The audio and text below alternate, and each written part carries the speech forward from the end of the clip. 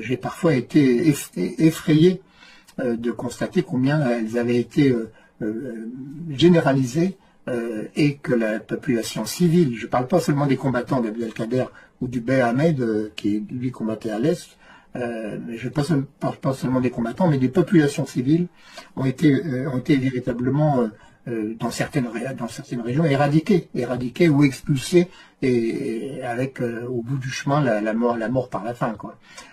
Et puis des pratiques qui sont absolument abominables, qui étaient des pratiques de violence immédiate, avec par exemple la décapitation des prisonniers, ou même parfois des simples paysans qui avaient été pris, peut-être parce qu'ils avaient essayé une tentative de toute petite résistance. La décapitation a été une méthode de conquête. Ça n'a pas été le fait de certains soudards isolés. Non, c'était vraiment une méthode. Les enfumades, il se trouve que on connaît un petit peu le sujet parce que les enfumades de Dara ont été bien documentées, y compris à l'époque. D'ailleurs, je me suis appuyé sur beaucoup de documents d'époque. À l'époque, les Français qui voulaient savoir pouvaient savoir.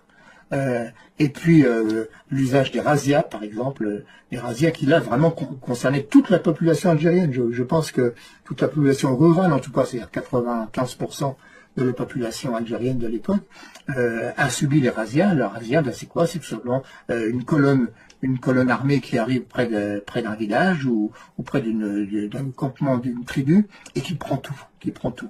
D'abord pour ses propres besoins de nourriture, tout simplement. Ils prennent le blé, ils prennent les céréales, ils prennent le bétail, mais également bien sûr se débarrassent des hommes.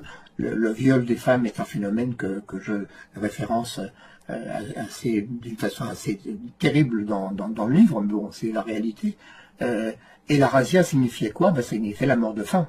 Les soldats non seulement prenaient ce qui existait, mais mettaient le feu à ce qu'ils ne pouvaient pas emporter avec eux, en particulier les silos. Et donc la mort par la faim a été consubstantielle à la conquête. Ce n'était pas un phénomène isolé. La mort par la faim a concerné des centaines de milliers d'Algériens, également par